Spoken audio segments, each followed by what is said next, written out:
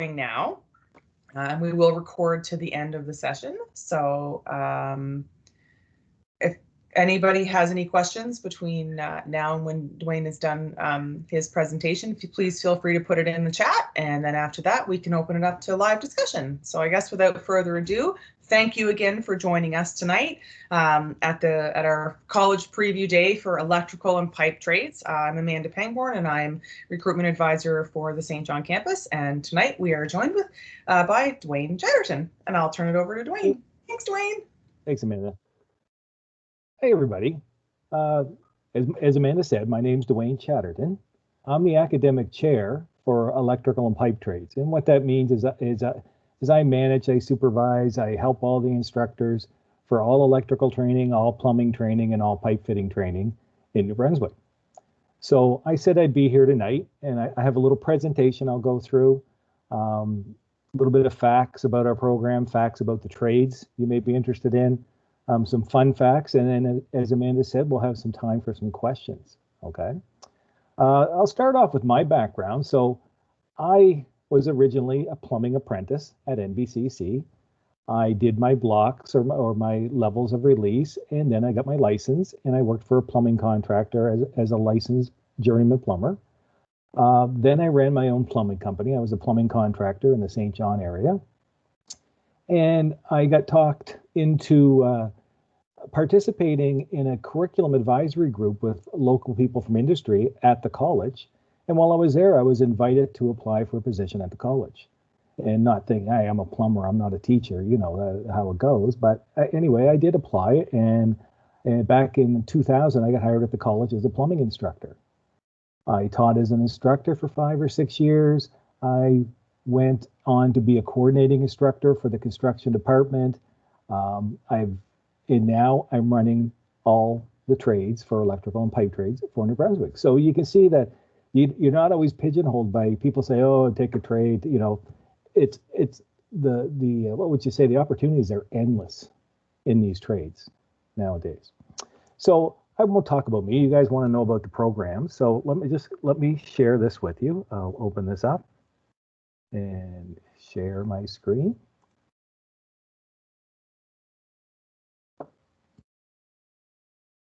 And I believe Amanda will tell me when she can see it, because it takes a minute. Okay, good. Okay, good. Comes up on the screen. So I'm just going to turn away from the camera and look at my screen. I got a split screen going on here, so pardon my profile, you might say. So spring 2021, it's electrical and pipe trades. I'm going to give you a little presentation on what we do at NBCC and what the trades are about. So the feature programs I'm going to talk about is electrical construction and electrical industrial. We have 2 different versions of that program at NBCC. We have plumbing and we have steam fitter, pipe fitter. Electrical construction, it's taught at 5 of our campuses. It's at the Miramichi campus. Well, we'll ask that person to mute. Nico, could you mute your mic, please? Thank you.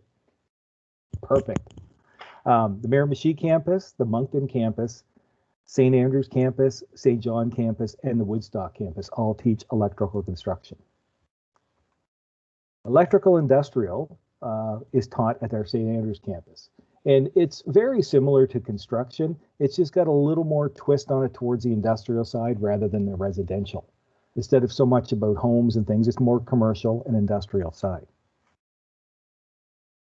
Well, what is an electrician? What's an electrician do?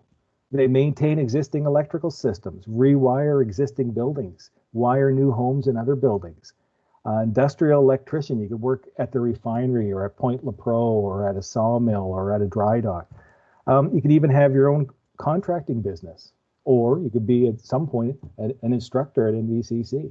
You could work for a electrical equipment installer or as a salesperson, working, selling. So there's lots of opportunities I mentioned for these trades.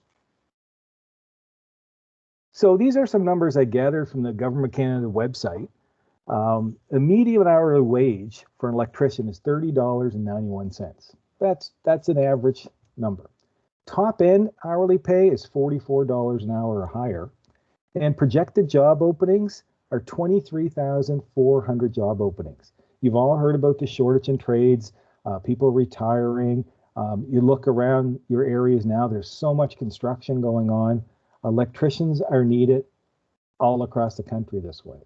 So these numbers, as I said, are based off Government of Canada website, and you can look up about it. But I thought that's an interesting fact to see. You know, $30 to $31 to $44 an hour or higher. That's a decent salary. So here's a little fun fact about electricity. And if you want to answer, you can type it in the chat on the window here. Can you tell me what is known as a path for transmitting electric current? And I'm going to give you a hint. We also say short blank. Anybody type in what they think that would be? What do we call a path for transmitting electric current? Nobody's going to guess. Everybody's afraid. Well, the answer, oh, there we go, Nico, nice. Circuit. So a circuit is electrical circuit. We can also say short circuit. Just a little fun to see who's paying attention here. So let's talk about plumbing. Plumbing is offered at our Moncton campus, at our St. John campus, and our Woodstock campus. Here's some of the things a plumber would do. Service or repair work. So people need a plumber to come in and fix a leaky pipe, or their taps are dripping, or they want a new toilet or bathtub installed. That would be service or repair work. Renovations, they're doing a complete new bathroom or kitchen. New buildings or homes going up. Water systems, drainage and venting systems. So they're all different kind of piping systems going in. Hydronic heating systems. You may have seen some of these shows on TV. You know, they have the in-floor heat. So the floors are heated with pipes and hot water. That's really big these days. And again, having your own contracting business. You could hire some of your classmates when you're licensed. The median hour wage for a plumber is $30 on average. Top end hourly pay is 40 or higher. And the projected job openings are 13,900.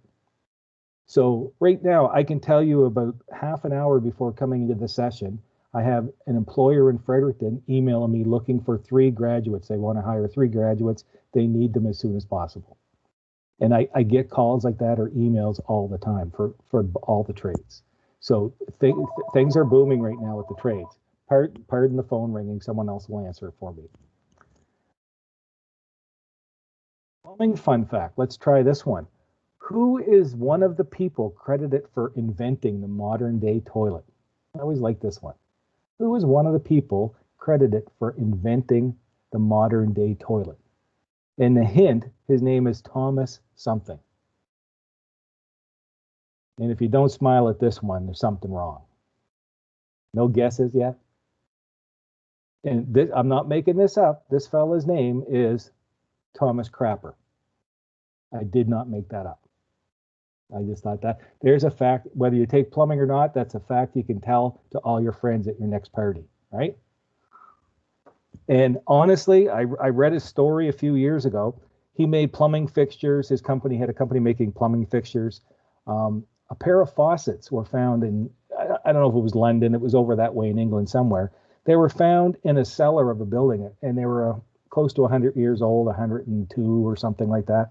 They sold at an auction for almost $1 million because they were so rare. They had his name on them, and they were that old. So if you ever find a pair of Thomas Crapper faucets, you might have some money. So steam fitting, pipe fitting. This one, I like this as well. I've taught in plumbing and steam fitting, pipe fitting. It's only offered in the St. John campus. And this is what steam fitter, pipe fitters work with. They work with high and low pressure piping systems in industrial settings.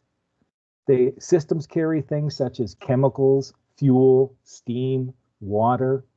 I know I worked at a pulp mill here in St. John. They had pipes with pulp going through it. It was ground up wood and water like a porridge going through pipes, and it was all done by pipe fitters.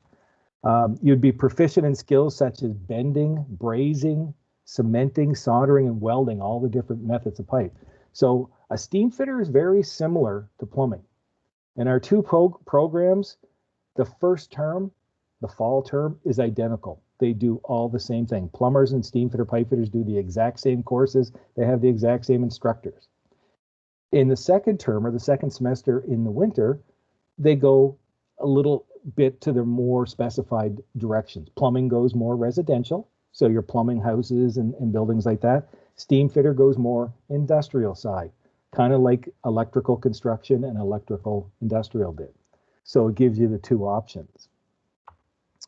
Steam fitter, pipe fitter, the median hourly wage is $36 an hour. The top end hourly pay is $47 or higher, depending on where you're at. Projected job openings are 6,700. You know, they're always changing depending on what's being built. You know, is Irving doing an expansion on the refinery? Is Point Lepreau doing a shutdown? It all depends on what's going on for big projects. Steam fitter, pipe fitters, they're not driving around the truck looking for work like a plumber or electrician could be. Steam fitter, pipe fitter are waiting for the big industrial jobs to come along, and they move from job site to job site as these jobs are completed, right? And you may get hired at the refinery as a permanent one, but in most cases, they move around. Fun fact for steam fitting. Let's check your science, what you guys remember from school. What temperature is required for us to turn water into steam? I'll give you a hint. It's the boiling point of water. What temperature is required to turn water into steam? Anybody remember that from science or physics in school? Not yet. Nobody's going to. Oh, here comes Nicholas is trying. Let's see what he says. 100 Celsius. Look at you. Yes, sir. There you go. 100 Celsius or 212 Fahrenheit. Yeah. Good job, guys. Good job. So all of our programs are typically 1 year full-time study. Students participate in a work integrated learning experience, a work term. At the end of the school year, you will go on a 3 to 4 week work term, depending on which program you're in. NBCSA safety certifications are done. So we have the NBCSA is the New Brunswick Construction Safety Association, and they have a little thing that's almost like a passport you'd use to travel with, but it's for safety training. And in that passbook with us, you may get fall protection, confined space, WMIS, safety orientation. These are all things when you go on a job site, they want to know your safety training. You just haul out your passbook and say, I have this training. It's recognized all over New Brunswick. So that's involved with our programs. Our trades are all apprenticeable trades, meaning that you have an opportunity to move forward through apprenticeship. So if you're not familiar with apprenticeship, electrical, plumbing, and steam fitting, you take a 1 year program at the college, you're not an electrician or a plumber or steam fitter yet. What you've done essentially is the first year of training. The second year, third year, and fourth year of training will be done with an employer. An employer is going to hire you, and they're going to indenture you as an apprentice with apprenticeship. And that means they're accepting responsibility to take on your training. You're going to work with that employer for a year, and then apprenticeship is going to send you back to school for another block, another level, where you do level 2 and you write an exam, and then you go back to work for a year and you come back and you do level 3, and then you go back to the work for a year, you come back and do level 4, and then you write for, as you see on the screen here, a red seal or interprovincial license. And what that means is you'll have a plumbing license or electrical license or a steam fitting license that lets you work anywhere in Canada. That license, once you have that license, you are licensed. That's it. It's like you're a doctor. You have that license for good. So our trades are apprenticeable trades.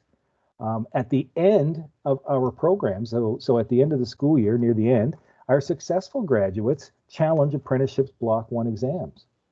So what that means is apprenticeship says, okay, you guys aren't apprentices yet, your students aren't apprentices yet, but we know what you're teaching them, and we agree that you're covering our level of block 1 stuff. So they let our students write their block 1 exam or their level 1 exam. So at the end of the year, the students write that level 1 exam. They go look for their employer. They tell the employer, look, I passed the level 1. So they actually go to work as a second year apprentice instead of a first year apprentice because you passed the level 1 already. So you can look at our programs as getting a foot in the door. You know, rather than walking up to an employer off the street with no training, you have a year of training, you have all your safety training, you have some knowledge that you learned at the college, and you have a Block 1 certificate that you passed that exam. So about our program delivery this coming fall.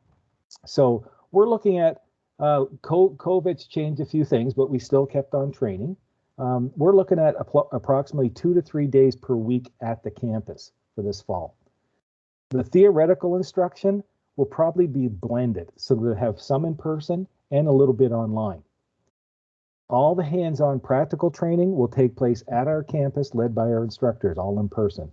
So we have protocols in place. This year, we had dividers up to keep students 6 feet apart. We had our masks on. We had hand sanitizer. We ran the whole year with our shops 2 days a week. This fall, we're going to try to go to 3 days a week. We're going to follow all guidelines of the Chief Medical Health Officer. As we get closer to the fall, things may improve. Hopefully, everybody's getting vaccinated, and this will become second nature. So if we're doing 3 days at the college, it means we're going to have 2 days of virtual delivery. And a couple of those courses will be theory-only courses anyway. You know, could be some of the basic maths. It could be communication skills, employability skills, those kind of things. And then your instructors who are teaching you the trade stuff will do some theory in class, do some online theory to touch on what you did in class. And then when you're in shop as well, you're going to reinforce what you've done both in class and online. So that's what we mean by blended. It's a little bit of everything involved. Okay. So that's the end of my presentation. Now it's the time. Do you guys have any questions for me? And I'll close this. Good there. And I think I'm back on the screen. At this time, for those of us that are attending, for those of you that are attending, feel free to turn your cameras on, and basically you can kind of look at this like a roundtable discussion. So feel free at this time to turn your camera on if you want. You don't have to, but turn your camera on and to just talk normally. And I guess we kind of pretend we're all in the same room, but and also, if you don't feel comfortable doing that, then you can type your questions right into the chat, and I will say them out and we can answer them. Yeah. Here's a great question. Is there a way to get a tool book list ahead of time?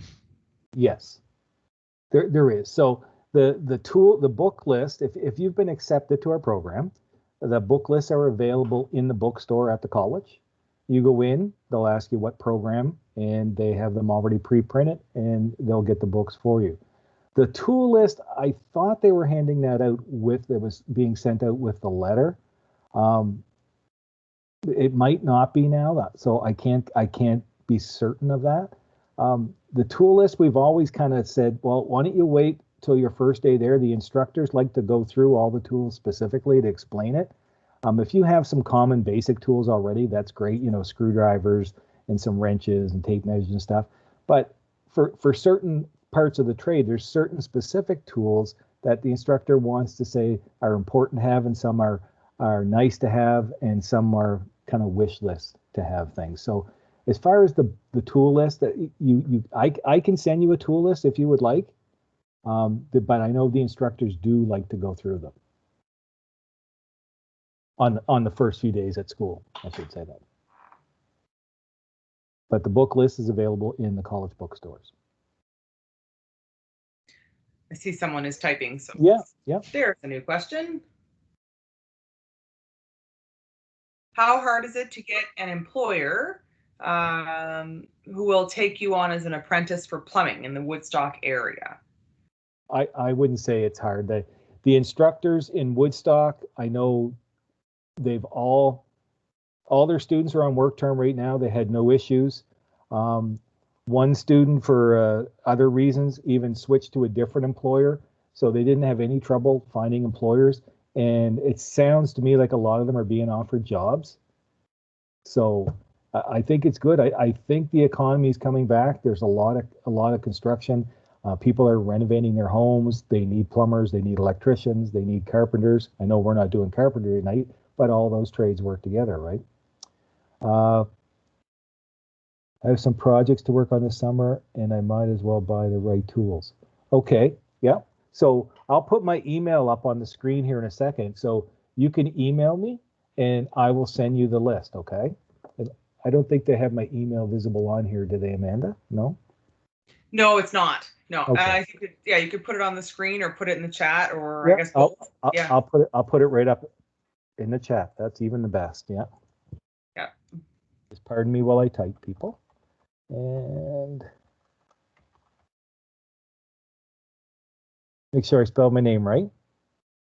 There we go. So that's my email. Even if you think of questions after tonight and you want to email and ask me something, that's fine. You can email me. But yeah, send me that send me an email, and I'll send you that book list if you're looking for it. Okay. And I don't see any other questions, but I do know that students often have questions about like that was a good lead-in question for the apprenticeship. But as far as like, what about students and their job placement? So I know I get that question all the time. Yeah. They have to do on-the-job training. So how do they find someone that they can do their on-the-job training with? Yeah, that's a good question, because we don't want to take everybody's hand and lead you to an employer. That's not our goal. Our goal, we call our programs pre-employment, and it means we're getting you ready to go to work. So you might be from, as Nico said, he might be from Woodstock, and I'm not going to take him to an employer, in Ormocto. That he wants to find something where he's at. So he should look at finding a work term placement similar to finding a job. Now, what we have is a list of employers that year after year consistently take our students on work term. So your instructor would give you that list, and sometime after Christmas, sometime, February-ish, people start going to make calls, and, we couldn't do much visiting this year because of the COVID and stuff, but calls and emails. And we have, I'd have to sit down and count how many students I have total, but I was meeting with my coordinators today. We were talking about work terms. Everybody, they need more students. They could have more work terms this year than they have students, if that makes any sense.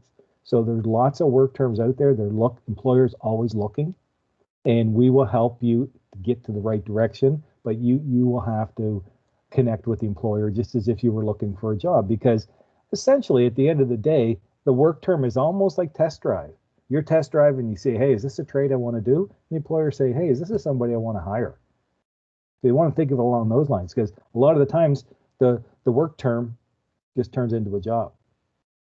I was talking to a second-year apprentice steam fitter the week before last, and she graduated 2 years ago, and she went on work term with a company, and she's still with them.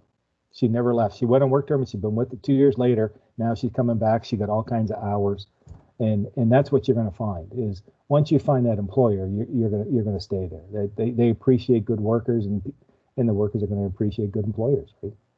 And if an employer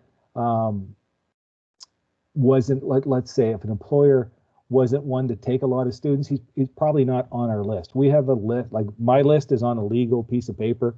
It's quite long for plumbing and pipe fitting. There's a lot of employers on there, and that's just in the St. John area. And the same thing would be for Moncton, the same thing would be in Woodstock, the same thing in St. Andrews, so on. Miramichi. How was that, Amanda? You think that explained it a bit better? Yeah, that's great. Okay. Yeah. Still don't see any questions, but I do know, like, I know some common questions that I get from starting students that might be helpful for our gang here tonight. And the other one is, what does a typical day look like for a student? And I know that it's a bit up and down because we're 40%, maybe 80. Nobody really knows, but let's say that things are more typical this fall. Like what does a day look like for a student? So for instance, depending on the day. So if we're looking at kind of virtual days, so we have a day that's virtual, you'll have virtual periods throughout the day. So there won't be all 4 or 5 together where you're just sitting at a computer staring at the screen for hours. There'll be one, then they maybe give you a period off and you're going to go work on a little assignment. And then there's another period or another subject and so on. and after lunch there'll be another one. So there's a little bit of freedom there.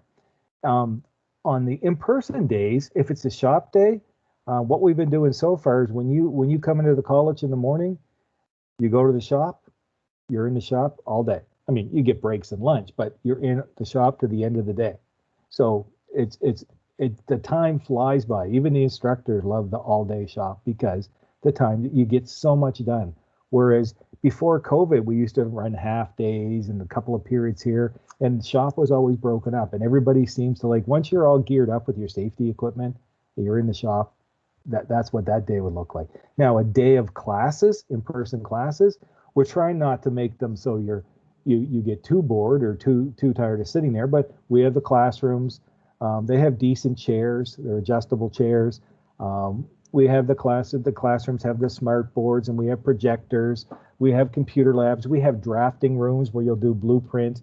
So depending on the subject would depend on what room you're in, but it's just like any other school you've attended before, except a little bit bigger, probably. And you're learning about a trade.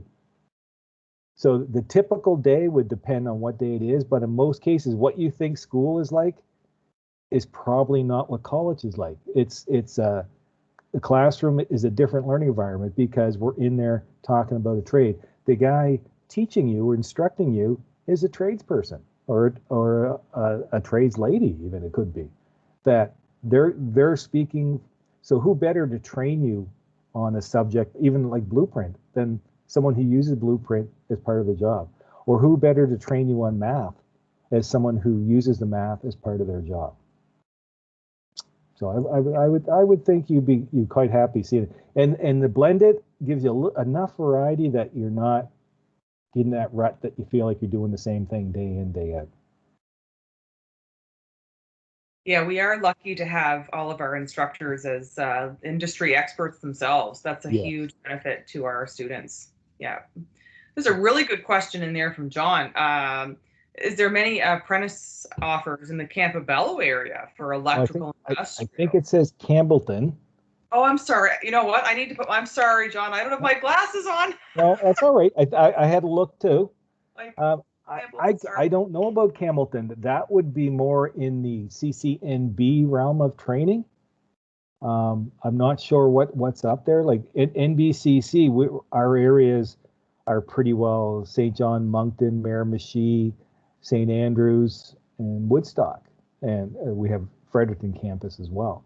The northern part of the province is CCNB, the French counterpart college for us, the Francophone college. So I can't speak to electrical industrial. I'm sorry, I would be speaking without actually having the knowledge to answer that.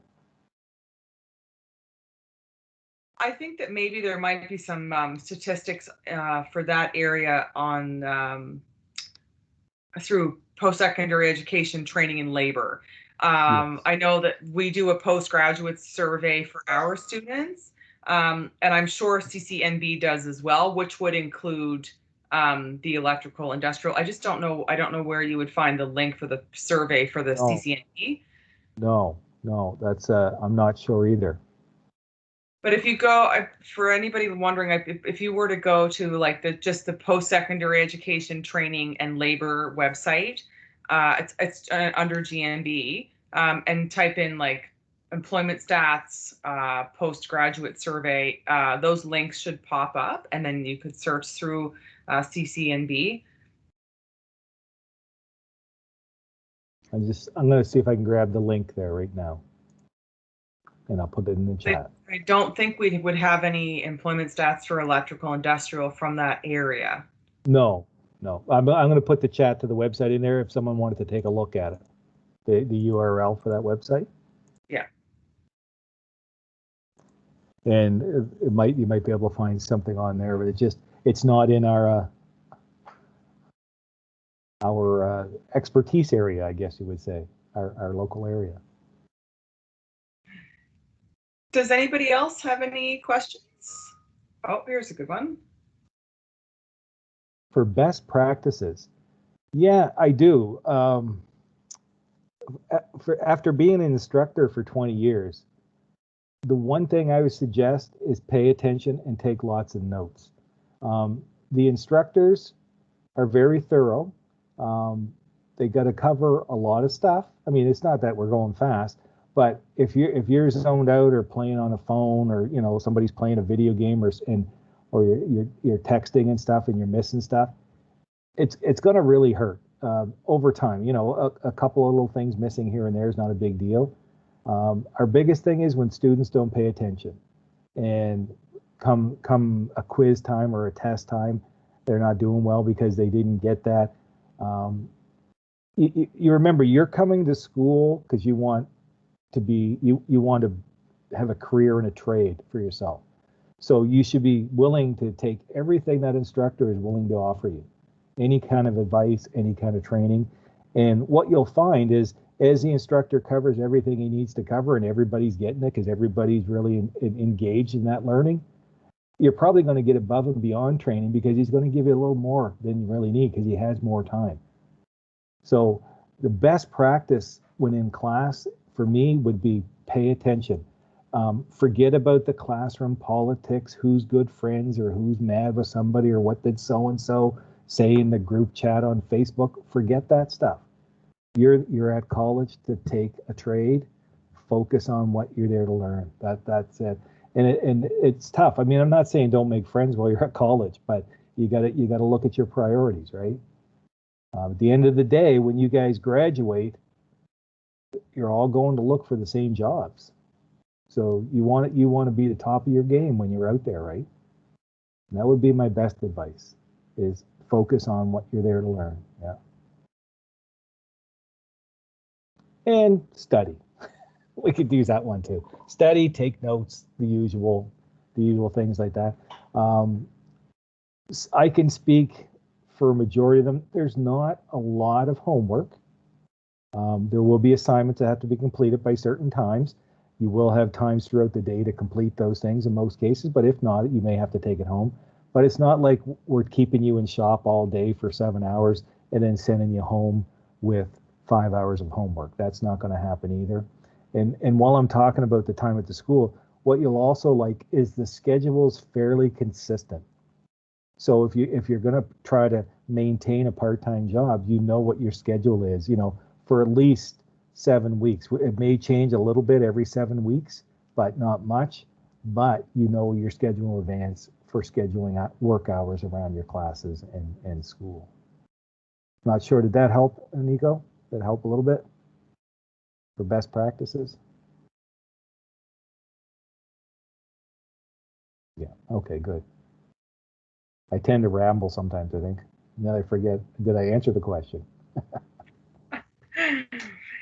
Does anybody else have any questions they would like to put in the chat, or feel free to unmute your microphone and ask away if you'd like to do that too. This program just does start in September, and it is Monday to Friday between the hours of 8:30 and 4:30, and you'll be prepared to write your first block in somewhere around the first part of June. Is that right, Dwayne? Yeah, it's typically end of May to the end of June. There's a little bit of variables there, but it's pretty well either just before you go on your work term placement or just after your work term placement, depending on what the schedule will allow. So what does that look like for students? Like I know, because that's always a big question too, is what about blocks? Like how do, what is my first block later? I know a lot of them have questions about coming to school for the blocks, you mean? Yeah. Okay. About what is the block? What is their first exam, Yeah, so the first exam that you would write, the block 1 exam, is industry has gotten together with apprenticeship and they've sat down and they said, okay, this is what we think a first year, whatever trade they're discussing it, electrician, plumber, or pipe. This is what they should know. So apprenticeship comes up with a curriculum of this is what needs to be covered for level 1, they call it now. It used to be block 1, they call it level 1 now. And it's going to start with the basics of safety. It's going to go to hand tools and power tools.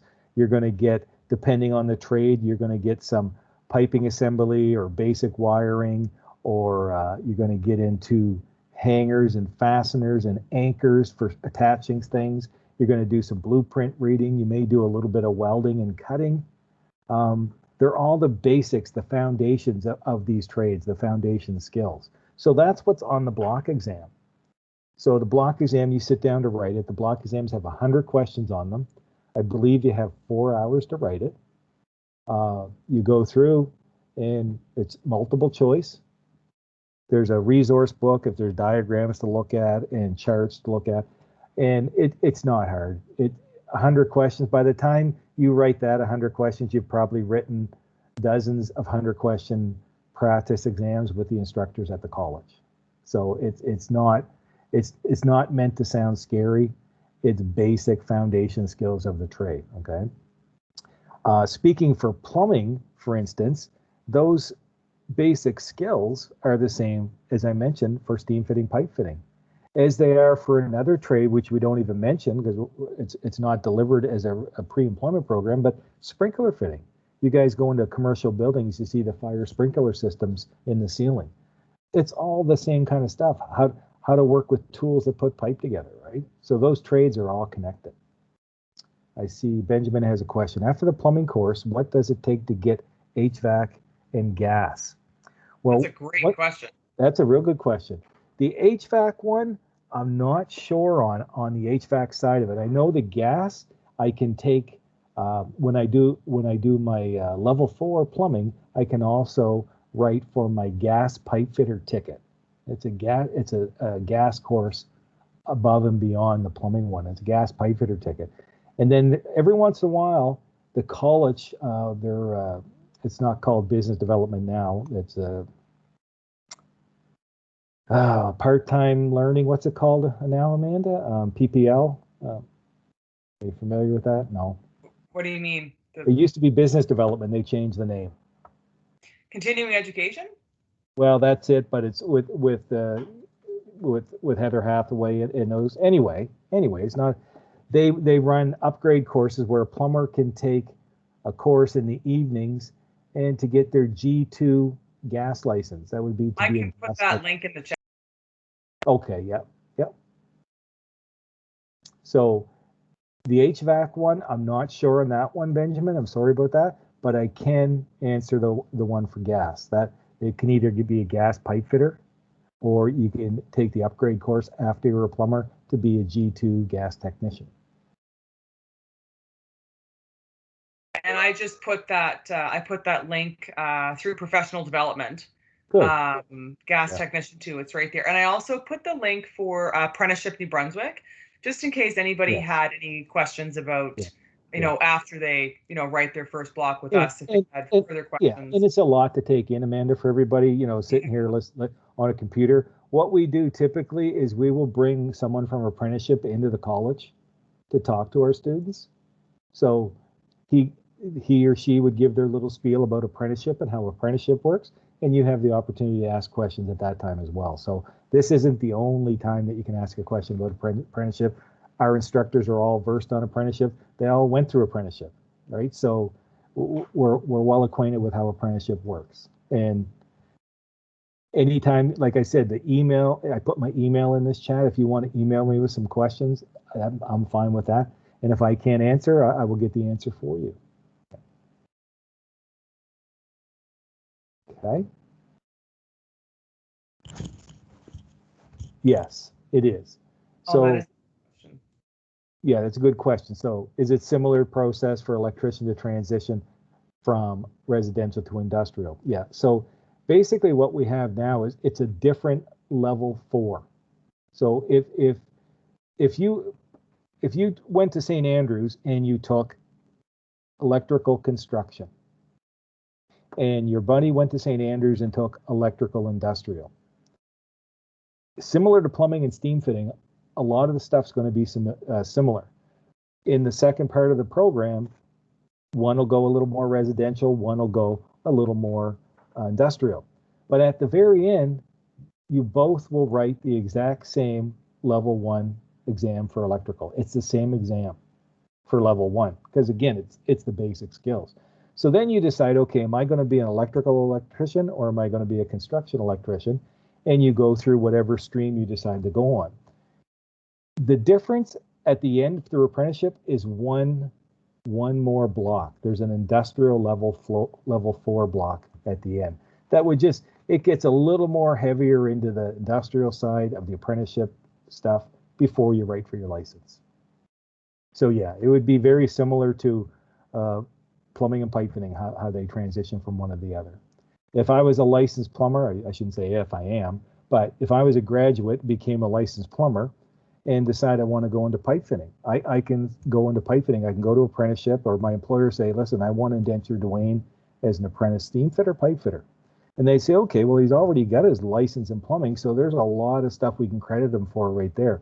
So they're going to look at what I've done so far, what's in one trade compared to the other, and they're going to say, okay, how about you come out to the college now and do a level 3 or come out and do a level 4? I do that, and then I will challenge for my exam.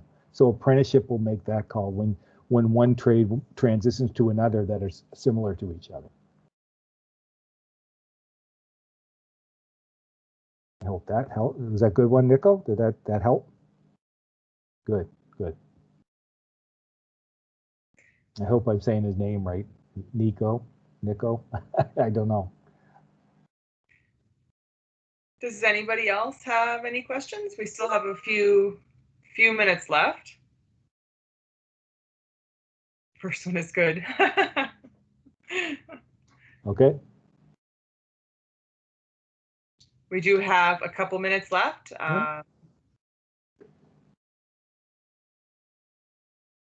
Is there anything you'd like to add, Dwayne? Maybe final words of advice before this? Yeah, I'm not sure. I'm not sure what everybody's accepted into. I think you made a good choice. I have to admit. I mean, I didn't. When I got out of high school, I didn't go to trades. I went some different routes. I was in restaurant management, and I worked at the post office a little bit, and I worked at a food processing plant, and I kind of stumbled into trades. And I got, like I said, when I give you my little background at the first, it's been really good. I mean, you make a good living. There's nothing better than or satisfying is driving by a place and say, geez, you know, I did that building, or I plumbed that school, or I wired that place. And, you know, you're telling your kids, you know, these buildings you did. So I think trades are a good choice. Just stick with it. Remember what you're signing up for. Take it seriously. It's not a high school course anymore. It's college. And it's a trade college where we're going to train you to be the best tradesperson we can. We're going to send you out to work. We want to give you as many skills as we can for that employer to get you those jobs. Well, that's a good question there too. What is the approximate class size for industrial electrical? 16. That's awesome. And that's the same for plumbing, pipe. The only difference is the construction electrical in St. John, right? It's construction electrical is running 2 cohorts of students, and they're running 2 classes of 20 just because of the size availability. And Moncton is also running a class of 20 of electrical construction. Sorry. That's great. But the pipe fitter, steam fitter, pipe fitter, plumbing, and industrial electrical are all 16. Yes, right now they're all 16, and it's mostly to do with facility constraints. Like, we don't want to be careful how many people we put in our shop facilities, right? So I think that's a great number. I mean, that is approximately half of a typical like high school class size. I mean, that's a really great ratio, especially in a shop for a student to an instructor for learning purposes. And part of the thing, if you think, I'm not sure how familiar you guys are with trades, but tradespeople do work alone from time to time, but a lot of times you're working with coworkers or other trades. So parts of our program that really put a lot of emphasis on teamwork, working together. So you may, if you took plumbing, for instance, you may be you may be plumbing up a washroom in our mock-up, 2 students working together on it. Or if you're working in electrical, you maybe have a project where you got to run a panel in a room, and you got to run all the conduit to that panel, and you're going to work as a team as well.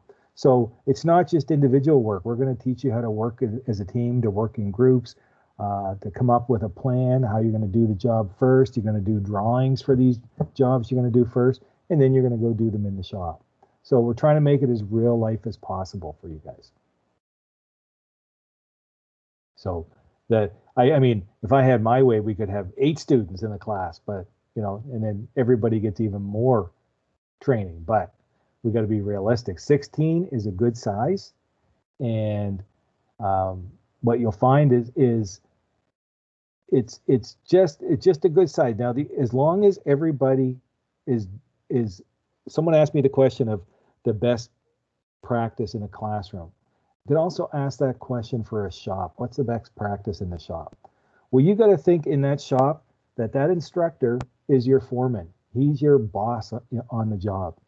And when he's asking you to work on something, you should be there working on it. If you wander off and go out in the hall or decide to go for a smoke somewhere or something without telling him, that's super unsafe. We don't like stuff like that in our shops. In that shop, you got to think of that shop as a work site. And that would be one of the best practices in the shop. Safety is always first, and you got to report anything to your instructor. You don't just wander off or just leave the shop unreported, because they're keeping eyes out for everybody, right? So that actually leads me to a quick question that I often get from students too is, I mean, I know they get a tool list and a book list like when they start, but what would be the safety like clothing and materials they would need to start with? Like if they wanted to start, you know, getting these things, and many students already have them, but those that don't, what are like the basic safety requirements they need? The very basic you're going to have is your steel toe boots, steel toe safety boots. So they have to be CSA approved. They have to have a little green triangle on them to say they're safety boots. In most cases, depending on the program, we're going to supply you with your first pair of safety glasses and hard hat if required. And if gloves are required, we'll supply you with those as well. You're required for your as I mentioned, boots. And depending on the program, if you're going to steam fitting, pipe fitting, you may want a set of coveralls. If you're going into plumbing and electrical, you may just want a good set of work clothes or the bib coveralls like Mike Holmes or, you know, those kind. So that's up to you. It just keeps your regular clothes from getting too damaged in the shop, because, you know, things do get dirty, things get sharp. You can rip your new pants, those kind of things. We ask that in the shops we don't wear sweatpants or gym pants or leggings or anything like that. It should always be like a denim or a coverall type material, something heavy. The shops have a lot of sharp edges and a lot of hot work for plumbing and pipe fitting as well, right, with the torches and things. Safety shoes would probably be acceptable at the college if they're CSA approved. The only problem is they wouldn't be acceptable on a job site. They have to come up past your ankles for ankle safety. If you're walking on a construction site and the ground's all dug up and not even, it'd be very easy to twist your ankle in a pair of shoes. So on job sites, they require the higher ones up above your ankles. But at the college, I think you would be all right with safety shoes, but you're still going to have to get a pair of boots at some point to go to work somewhere on your work terms and things. I'm just trying to save you from buying 2 pairs. Oh, that's a good. Are composite toe boots acceptable? Perfectly acceptable, yes. Yep.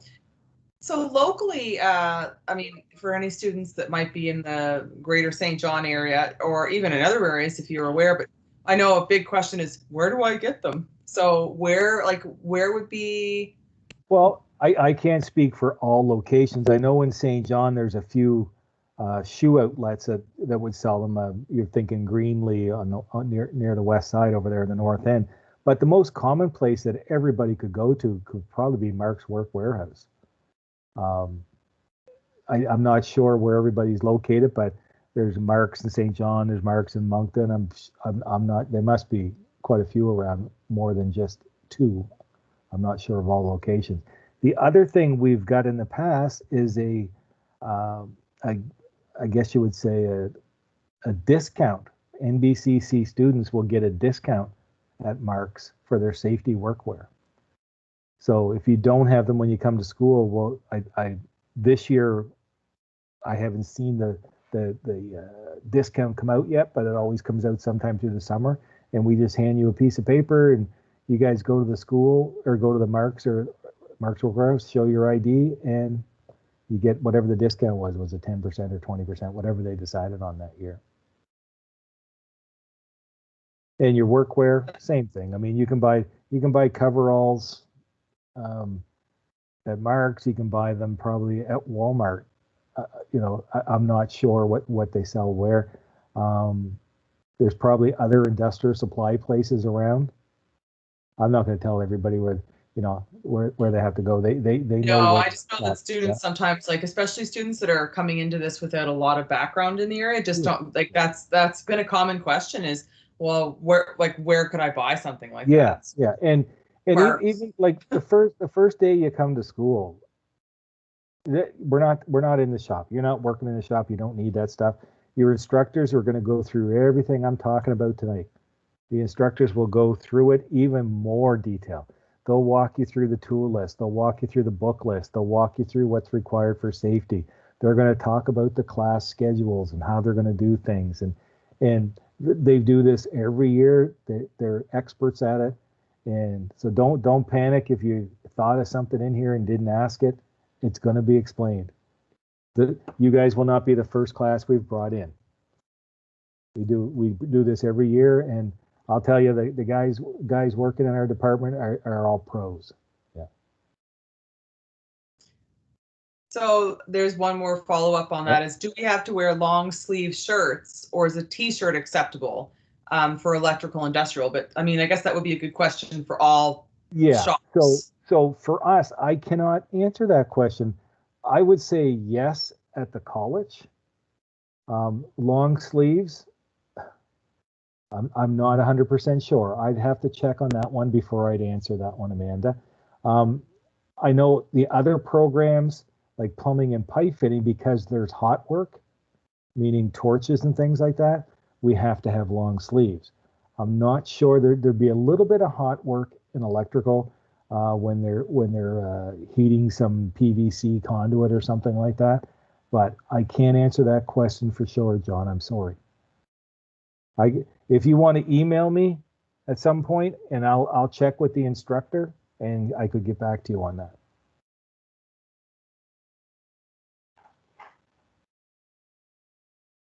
Good.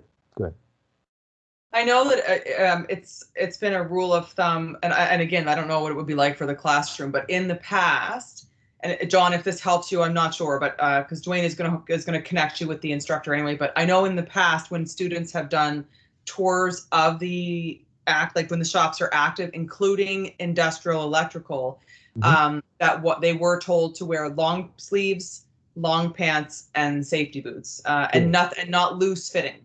Good. Yeah. And that was agreed. I got like anything that I've done with bringing students in, like for tours and stuff, that including industrial electrical, it was always yes, please wear that makes sense. Yeah, but I don't know if it would be for the like students all year, but I just know that was a rule of thumb. I know most of our guys, most of the guys in the St. John programs, they wear like the long sleeve t-shirts, if you know what I mean. It's the same as a t-shirt, it just has long sleeves. And if they're not doing any hot work, they just push their sleeve up a little bit and work away. But as soon as they get the torches and things out, they got to pull their sleeves down. Now, if that day you happen to wear a t-shirt to school not thinking, and there's hot work going on, we only have two options. You either can't be in the shop with the short sleeves, or you have to wear a welding jacket with the long sleeves on it to work with, the big heavy suede leather welding jacket. So safety is a huge important thing. And anyway, well, you email me, John, and I will get that answer for you for sure. I can just shoot an email off to the instructor. Thanks, Dwayne.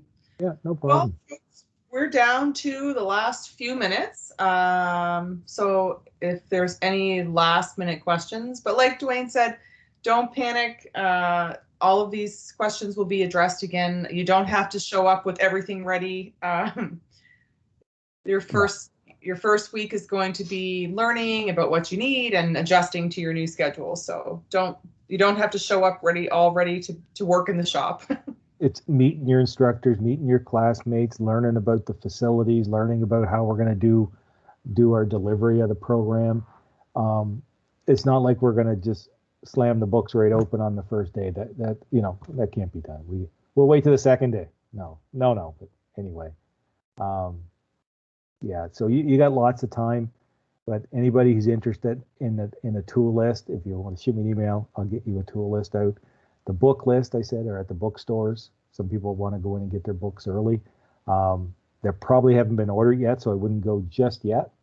They might not even be in stock yet, but they will be over the summer. Okay. Thanks, Dwayne. Oh, no, thank you. Look, I'm happy everybody came. Well, folks, if there's no other questions, that pretty much concludes our session tonight. On behalf of NBCC, I would like to thank all of you for joining us tonight, and thank you, Dwayne, for a great presentation. Oh, I hope I didn't talk too much. No, that was great. It was great information for our incoming students. Well, we are excited to have all of you start with us this fall, and excited to welcome you to the NBCC family. So on behalf of all of us again, thank you so much for joining us, and we'll see all of you in the fall. Yeah, thank you, folks. Have a great evening.